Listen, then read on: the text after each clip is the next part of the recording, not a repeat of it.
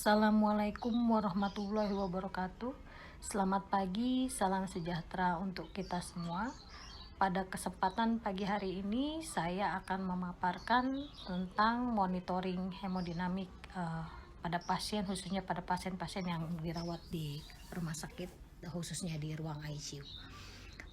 Sebelumnya saya ucapkan terima kasih atas kerjasama antara Hipersi dengan Kementerian Kesehatan sehingga acara pagi hari ini dapat terselenggara.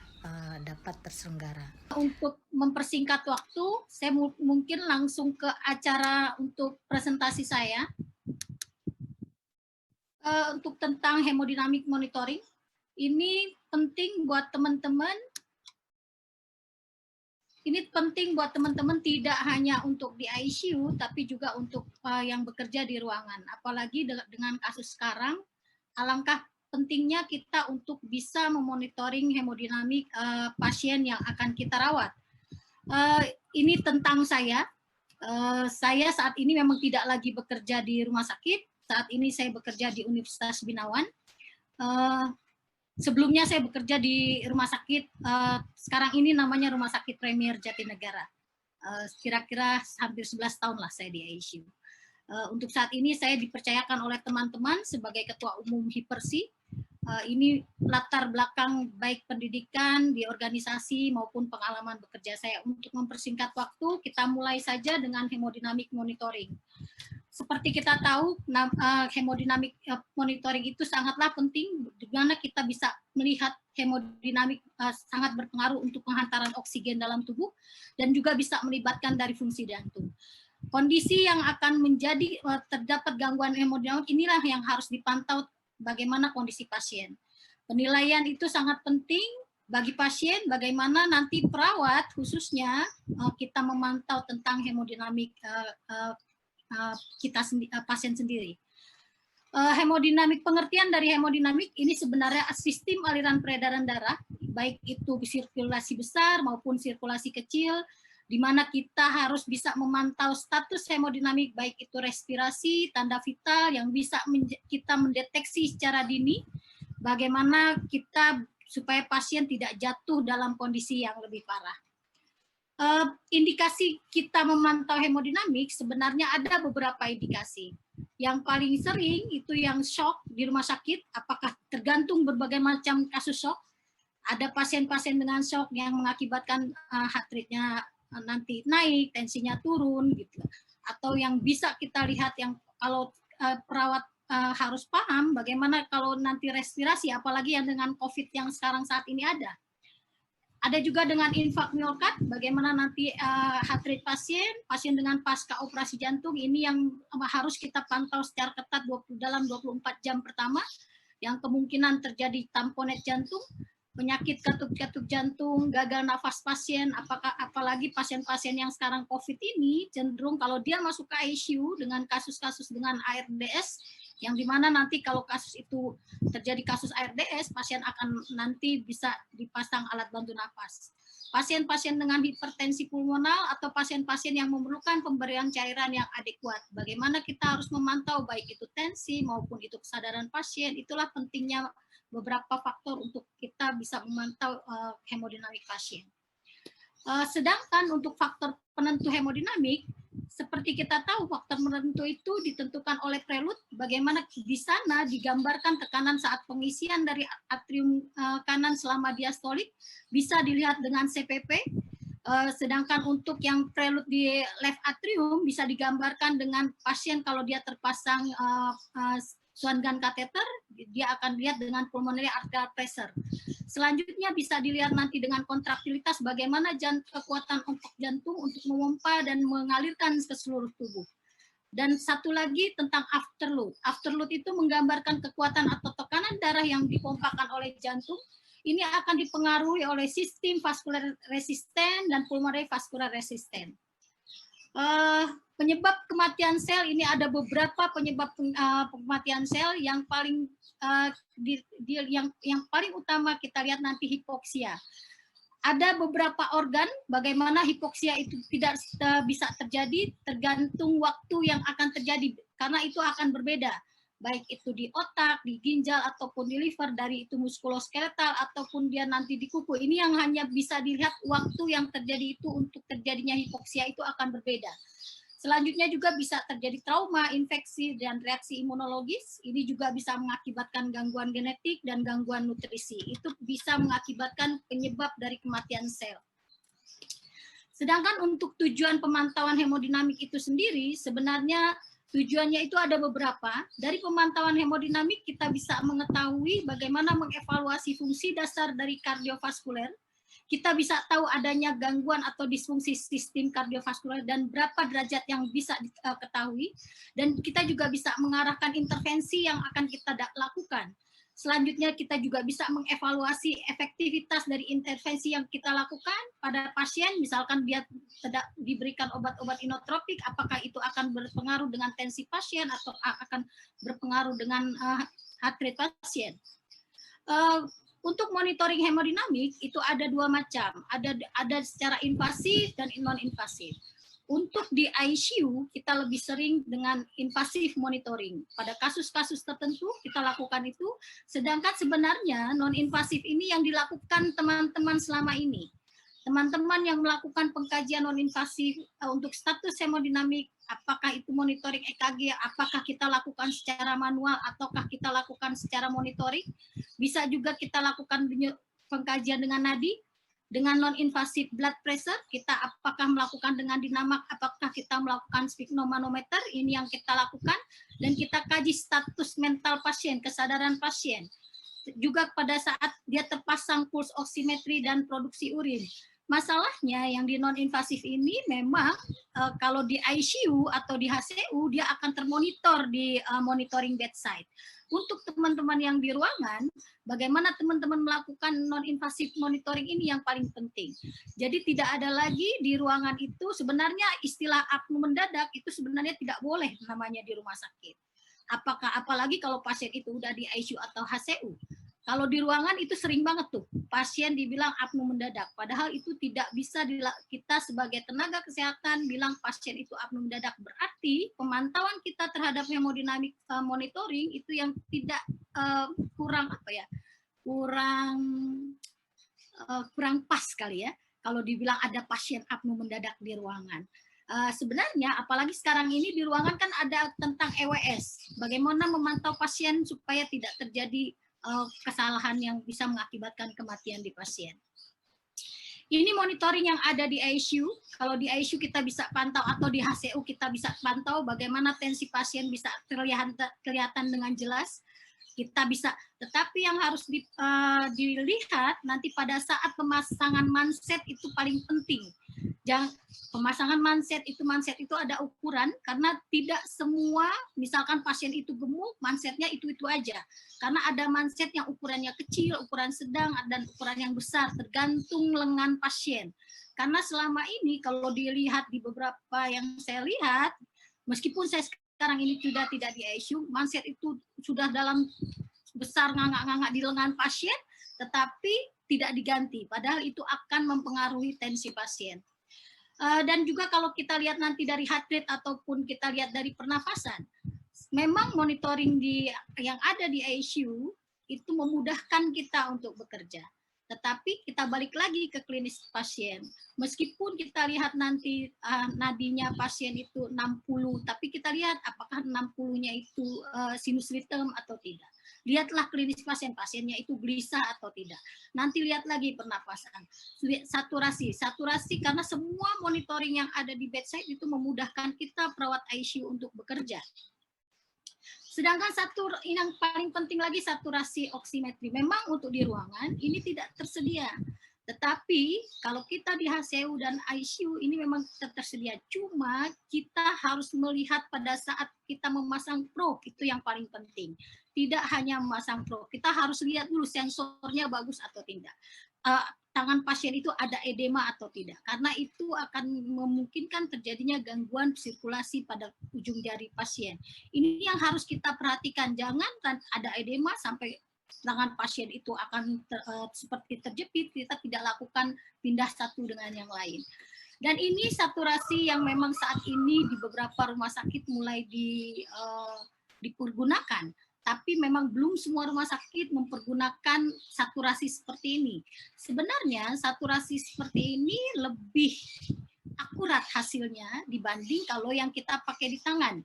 Karena memang ini sudah ada penelitiannya, meskipun akral itu dingin, kalau kita menaruh saturasi di forehead, itu area forehead itu masih tetap hangat, meskipun suhu itu sudah dalam penelitian, dan di dalam suhu 5 derajat itu masih bisa terbaca. Ini salah satu yang memang saat ini dikembangkan untuk pemasangan saturasi secara forehead.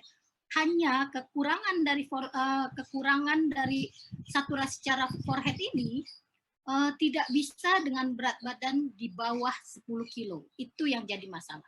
Dan juga pemasangan forehead itu harus setiap 12 jam harus dipindahkan ke arah yang satunya. Dan pemasangannya itu harus sejajar dengan pupil. Itu yang harus kita perhatikan pada saat kita memasang dengan forehead. Untuk invasive monitoring, namanya invasive monitoring, ini yang dipasang di ICU ataupun HCU. Mungkin ICU dan HCU ini yang, tapi dengan kondisi sekarang ini banyak juga pasien-pasien yang sudah menggunakan inotropik atau obat-obat vasoaktif atau obat pasien-pasien yang dengan penggunaan TPN tidak menggunakan invasif yang terpasang invasif kateter. Dampaknya apa? Dampaknya akan terjadi plebitis setiap hari. Teman-teman yang di ruangan atau di HCU akan pasang infus setiap hari. Untuk invasive monitoring ini dimasukkan kateter ke dalam sistem sirkulasi. Tujuannya apa? Kita dengan pemasangan invasif, kita bisa terus-menerus memantau tekanan intraarteri. Kalau memang dia terpasang arteri line, kita bisa terpasang tekanan arteri pulmonar atau parameter dari O2. Informasi yang bisa kita lihat, yang bisa dipastikan ini bisa lebih akurat, yang berhubungan dengan perubahan sirkulasi, terutama pada pasien-pasien kritis yang ada di ICU, ataupun pasien-pasien COVID yang memang saat ini kalau dia sudah masuk ke tahap ARDS. Untuk manfaat dari pemantauan monitoring hemodinamik invasif, dia bisa mengukur tekanan darah. Tekanan darah kalau kita terpasang arteri line, dia bisa diukur dengan yang dalam waktu per second, dia akan bisa berubah. Dia bisa mengetahui gelombang tekanan di dalam ruang jantung. Dan kalau sudah terpasang monitoring invasif, untuk pengambilan sampel darah, apakah itu darah arteri ataukah itu darah vena, ya tidak perlu lagi ditusuk karena sudah ada dipasang. Dan juga sebagai tempat pemasukan obat-obatan. Obat-obatan di ICU seperti kita tahu, kalau dia terpasang obat-obat yang memang vasoaktif, yang memang komponennya besar, memang sebaiknya dianjurkan, direkomendasikan untuk pemasangan melalui invasif, untuk dipasang invasif monitoring. Dan juga untuk pacu jantung. Satu keuntungan pemantauan secara invasif monitoring, kalau pasien terpasang invasif monitoring, itu bisa lebih akurat dan dapat dibaca secara continue. Cuma memang harus diperhatikan setiap perubahan posisi pasien, berarti kita harus melakukan zeroing untuk nilai yang akan dibaca itu akan tetap ada. Jangan posisi pasien berubah, tapi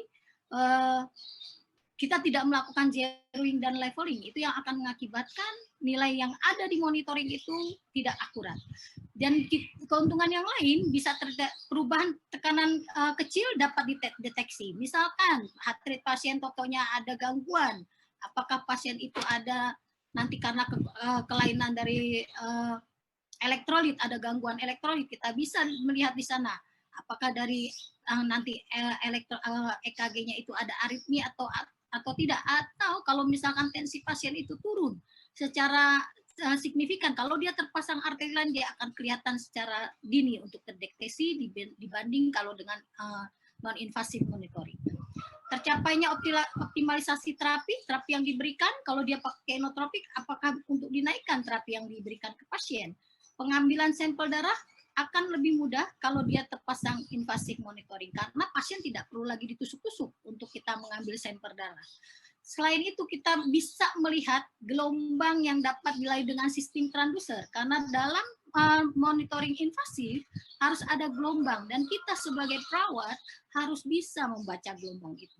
Kalau tidak ada gelombang, berarti ada kelainan atau ada sumbatan di invasif monitoring. Itu yang teman-teman harus lihat di sana. Ini ada beberapa pemantauan hemodinamik invasif monitoring. Yang pertama itu CPP. CPP saya yakin teman-teman semua, hampir semua teman-teman yang di ICU ataupun HCU sering melakukan ini, baik itu secara manual maupun dia secara invasif monitoring. Intraarterial pressure, kalau dia terpasang arteri lain, apakah di arteri radialis atau di arteri brachialis, itu yang kita monitor, yang akan kelihatan berapa tensi pasien yang akan bisa terjadi perubahan per second. Ini pulmonary artery pressure atau PCWP, ini hanya bisa dilihat kalau pasien itu terpasang Swan-Gunn kateter. Ini hanya dua yang di bawah ini, PAP dan PCWP hanya bisa dilihat kalau pasien itu terpasang Swan-Gunn kateter. Kalau dia terpasang invasif monitoring, harus ada komponen yang monitoring hemodinamik yang harus dipasang. Dia ada transducer. Kan fungsinya transducer ini apa? Dia bisa melihat perubahan peristiwa fisiologis ke dalam sinyal elektrik. Nanti akan kelihatan ada tekanan, temperatur, atau cahaya. Harus ada amplifier. Di amplifier ini bisa menangkap sinyal elektrik dan mentransmisikan ke layar monitor, sehingga nanti ada angka-angka yang di monitor itu, berapa angka yang timbul. Selanjutnya juga ada monitor display. Ini yang di monitor display ini akan kelihatan gambaran gelombangnya seperti apa, nilainya seperti apa. Kalau dia tidak ada nilainya atau gambarannya damping, apa yang terjadi. Kita sebagai perawat harus tahu ada apa nilai gambaran itu sampai tidak ada gelombangnya. Apa yang terjadi, itu yang harus kita cek sebenarnya. Satu lagi catheter tubing atau flush system. Perawatan kateter ini sangat penting.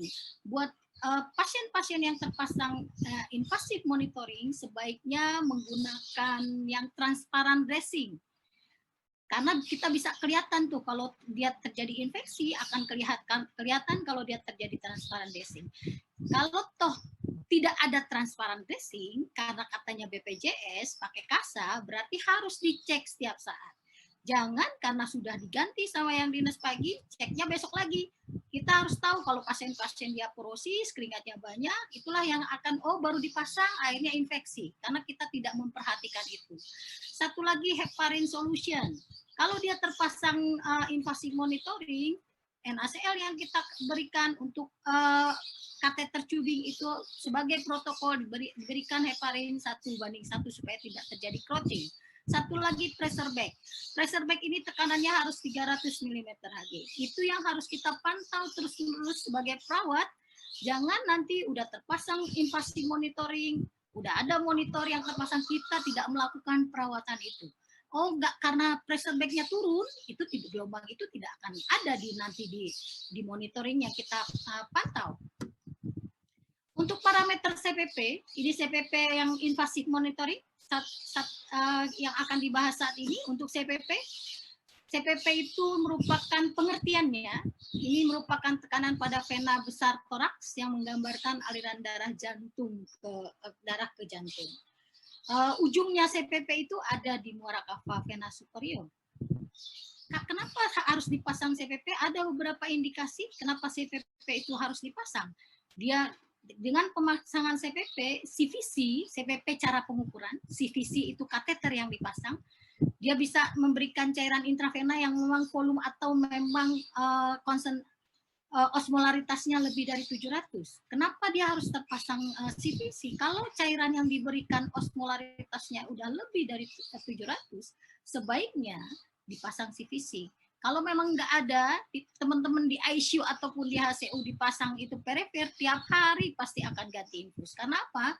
Pasti akan plebitis terus. Gitu.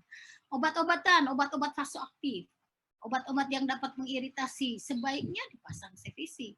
Jangan udah pasang dopamin, dobutamin, masih pakai perifer. Tiap hari teman-teman di ruangan ataupun nanti di ICU, itu pasti akan ganti infus tiap hari. Pemberian parenteral nutrisi untuk pemantauan hemodinamik CPP, baik kita bisa ukur nanti sebagai perawat, kita wajib bisa mengukur CPP. Jangan nanti ada istilah CPP sudah terpasang, tapi karena dokter nggak ada instruksi, bilanglah perawatnya, nggak ada instruksi, jadi CPP tidak dipasang. Untuk intervensi terapeutik, hemodialisis atau pengambilan sampel darah, sebaiknya kalau itu CPP sudah terpasang, kalau dia ada pengambilan sampel darah vena, sebaiknya pasien tidak perlu ditusuk. Cuma memang kita harus memperhatikan cara pengambilannya supaya hasilnya memang akurat.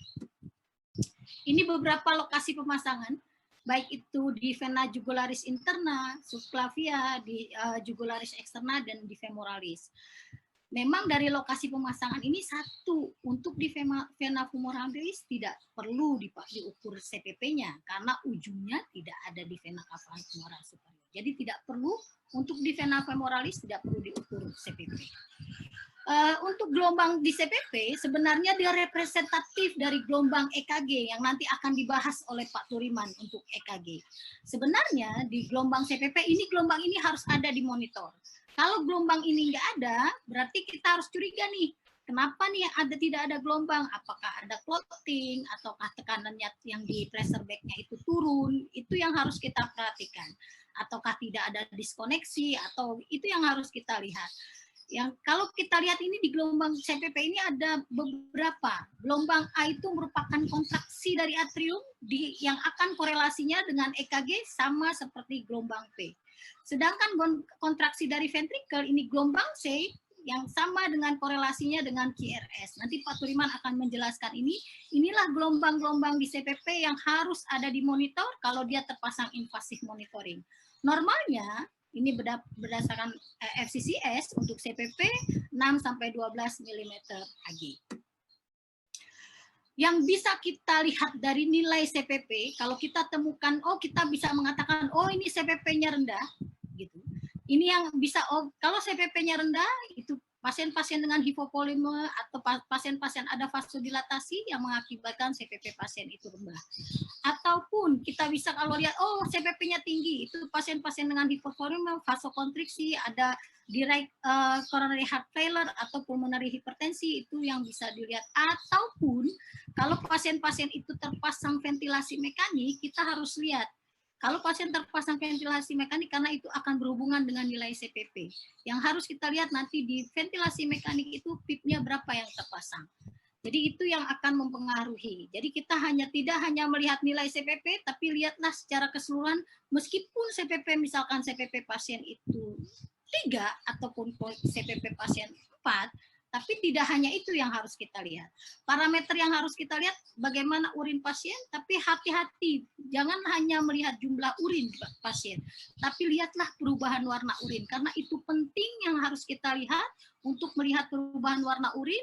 Karena faktor-faktor kalau kita melakukan hemodinamik yang memang intens, kita bisa memprediksi komplikasi pada pasien yang kita rawat di ICU.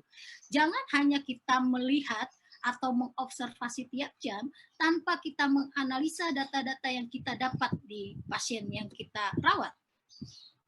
Sedangkan untuk parameter hemodinamik invasif, ini ada arterial pressure monitoring atau artery line yang terpasang di pasien. Ini dengan artery line, ini akan terlihat gambaran di monitor nilainya berapa per second dia akan berubah. Dengan dimasuklah pembuluh darah ke kateter, nanti ada sinyal masuk ke transducer, nanti masuk ke monitor. Di monitor itu dari nilai-nilai dari gelombang mekanik akan berubahlah dia menjadi angka dan nomor yang ada di monitoring. Sedangkan untuk perawatan, ini yang paling penting sebenarnya. Yang paling penting yang harus kita lihat, kalau dia terpasang dressing seperti ini, untuk artery monitoring, kita tidak bisa melihat kalau dia ada terjadi phlebitis. Sebaiknya memang menggunakan dressing transparan untuk dia terpasang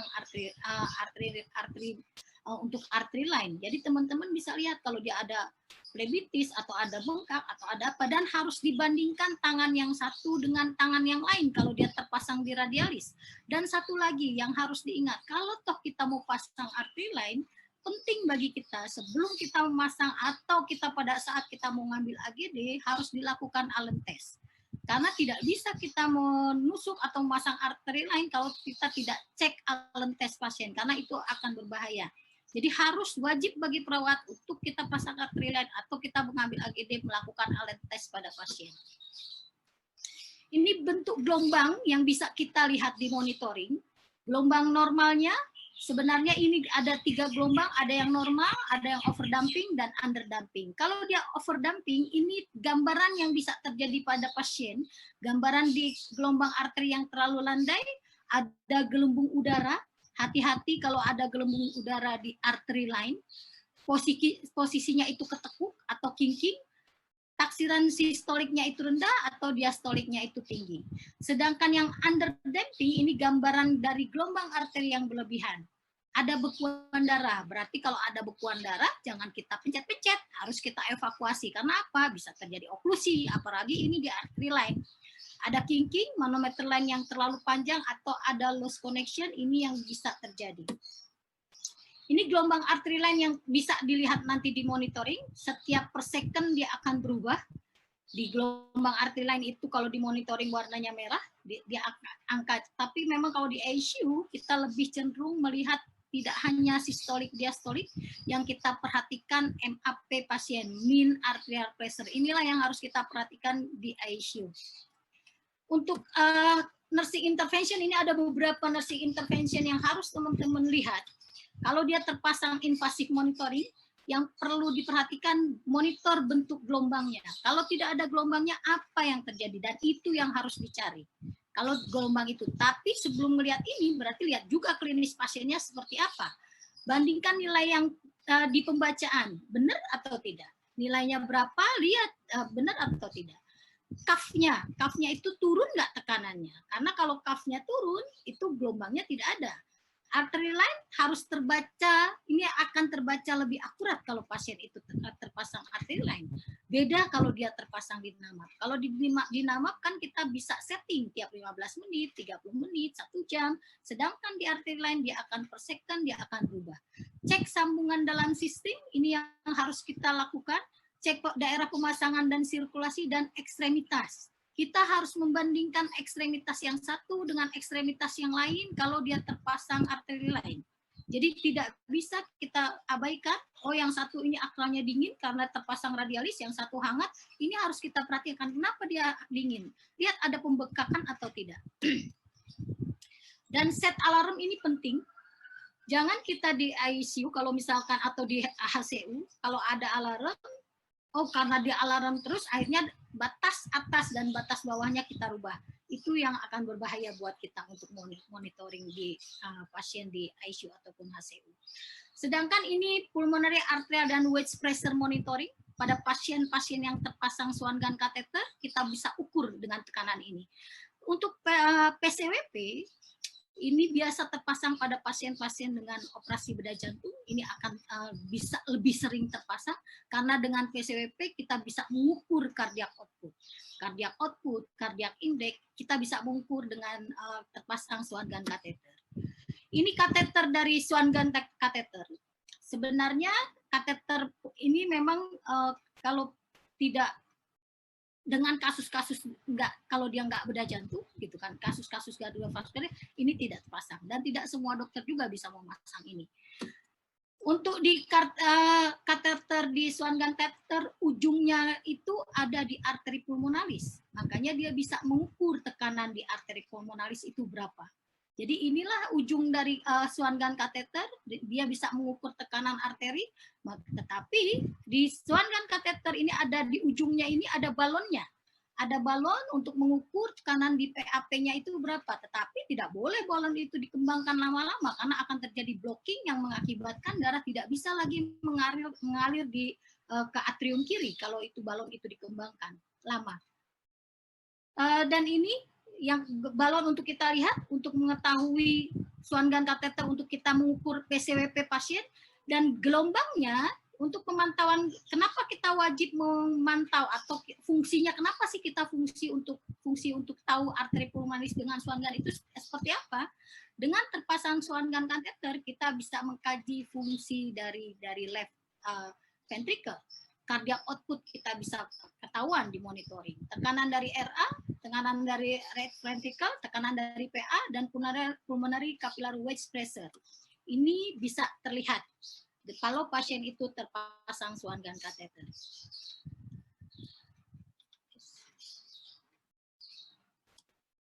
Ini ada beberapa gelombang yang bisa terbaca atau yang bisa terlihat kalau pasien terpasang Swan-Gun catheter. Di right atrium gelombangnya itu akan seperti ini. untuk di right ventricle sampai dia nanti di PCWP untuk pulmonary capillary wedge pressure, gelombangnya ini akan bisa terlihat kalau pasien itu terpasang Swan Gun catheter. Ini gelombang-gelombang inilah yang harus kita perhatikan, atau pada saat kita mengembangkan balon di kateter, gelombangnya harus seperti ini, harus kita lihat, dan itu yang harus kita perhatikan. Pressure-nya berapa? Ini di tiap ruang jantung, pressure-nya itu ada nilainya, dan pressure-nya itu beda-beda angkanya. Untuk parameter yang bisa diukur kalau dia terpasang PA kateter, dia bisa mengukur PA pressure, bisa mengukur PCWP, CPP, sebenarnya CPP juga bisa diukur kalau dia terpasang Swan Gun catheter. Cardiac output kita tahu, cardiac output berapa, kita sebagai perawat sering membuat diagnosa gangguan penurunan perfusi curah jantung. Tapi kita sendiri nggak tahu nilai normal cardiac output, itu yang harus teman-teman paham. Satu lagi, dengan PA kateter kita bisa tahu temperatur dari darah, kita bisa lihat, dan kita bisa diukur juga mixed vein oksigen saturasi, bisa kita ukur dengan terpasang PA kateter.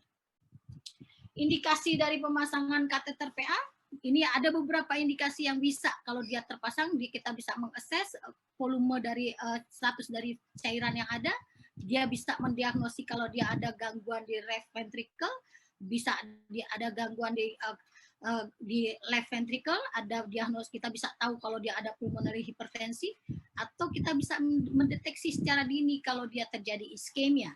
Ini indikasi dari pemasangan vena kateter dari PA. Komplikasi yang paling sering, infeksi. Karena apa?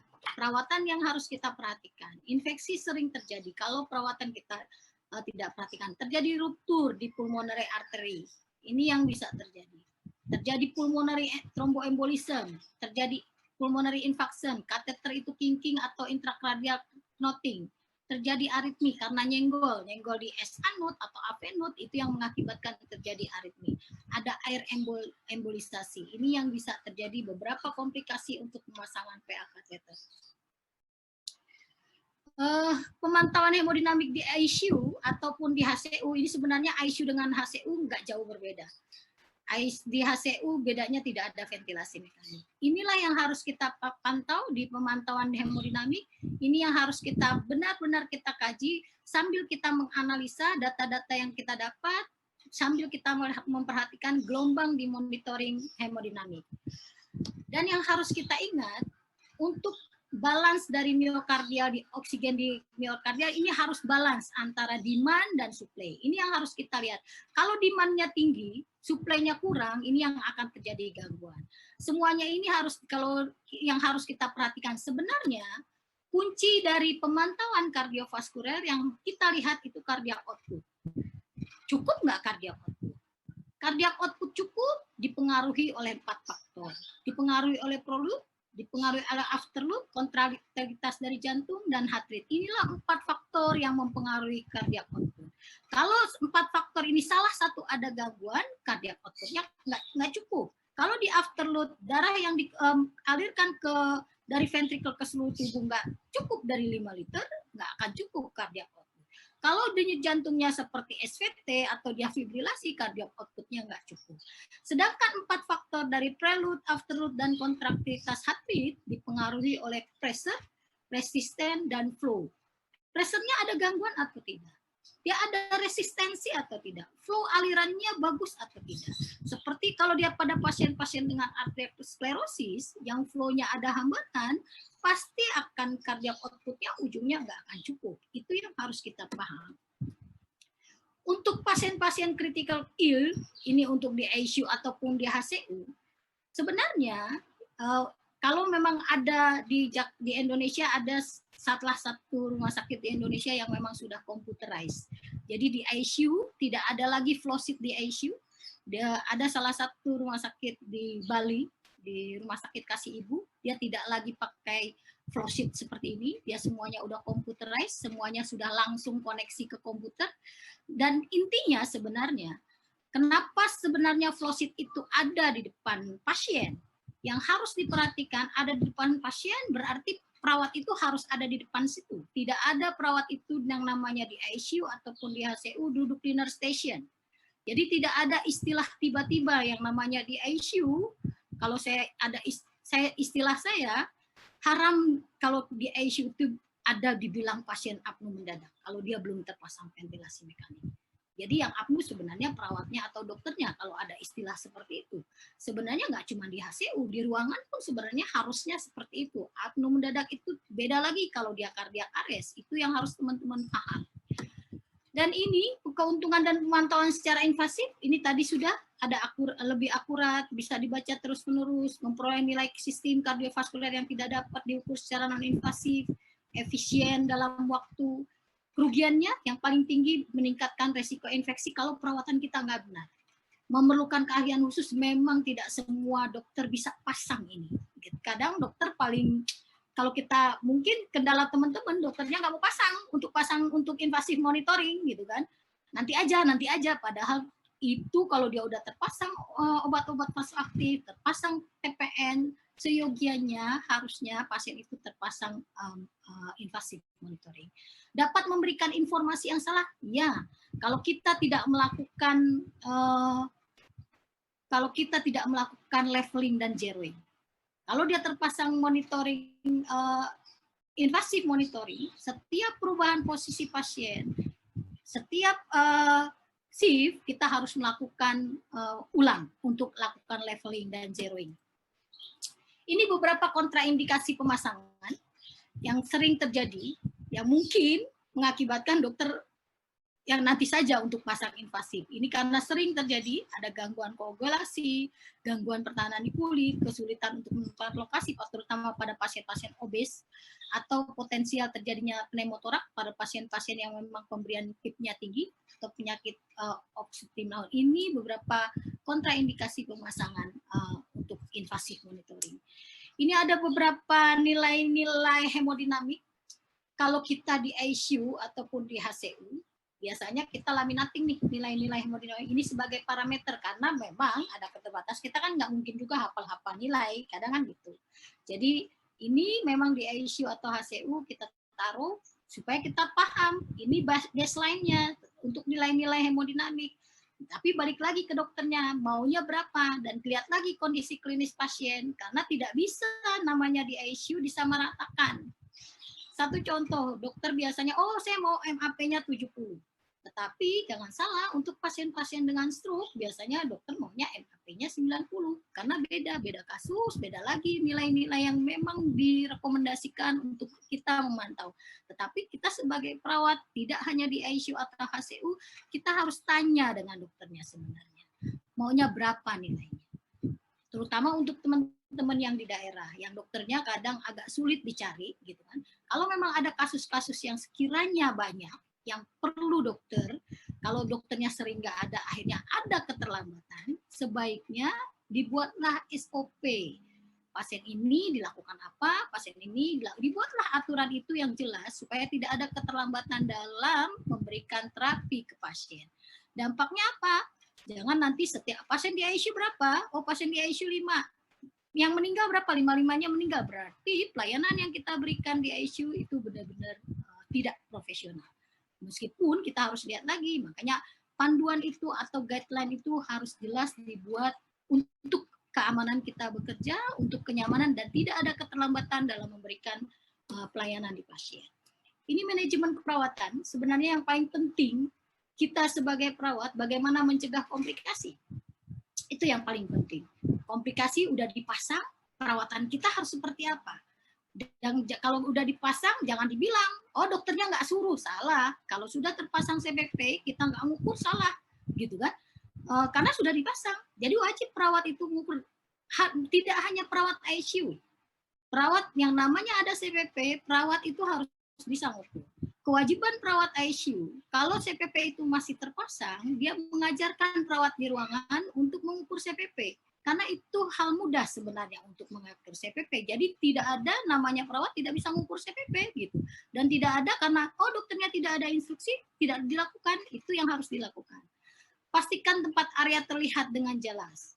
Karena ada, Kalau kita melakukan dressing yang tidak terlihat, kita memakai dengan kasa ditutup gitu kan, baru dipasang besoknya udah kemerahan gitu.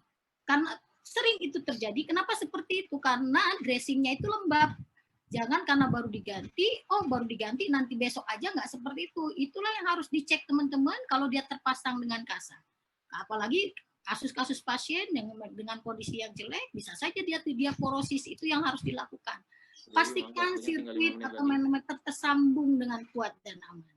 Dan pastikan label setiap kateter yang terpasang sesuai dengan standar. Kalau CPP warnanya biru, Arterioline warnanya merah. Kalau dia PAP warnanya kuning.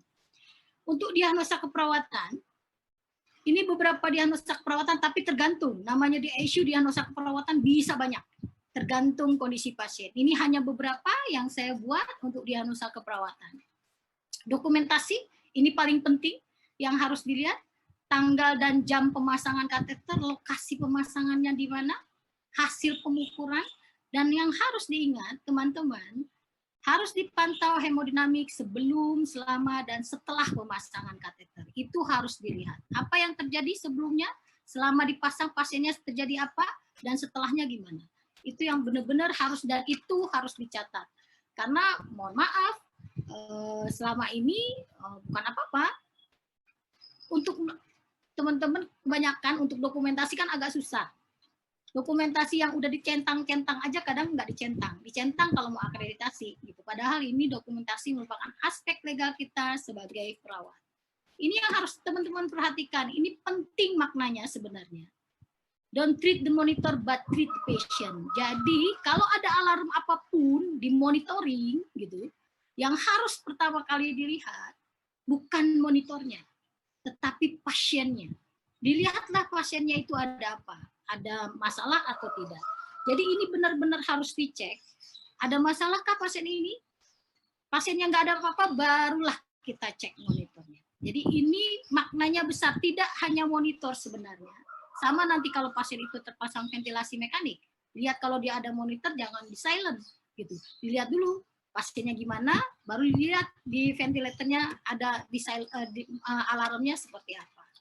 Memang untuk yang penggunaan dan manajemen efisiensi untuk invasive monitoring, ini perlu perawat terlatih dan kompeten di bidangnya. Jadi tidak semua yang invasive monitoring, perawat itu bisa ukur. Tetapi yang non-invasif, itu perawat harus bisa ukur. Harus bisa memantau, harus bisa mengevaluasi, dan harus bisa menganalisa.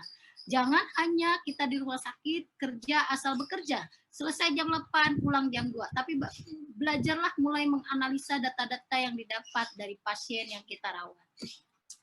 Ini kesimpulan, lakukan persiapan alat yang sesuai dengan kebutuhan, kalibrasi dan zeroing itu memang diperlukan, dan harus tetap dicatat parameter yang kita pantau, memahami makna dari parameter, dan kolaborasi bila ada perubahan yang signifikan.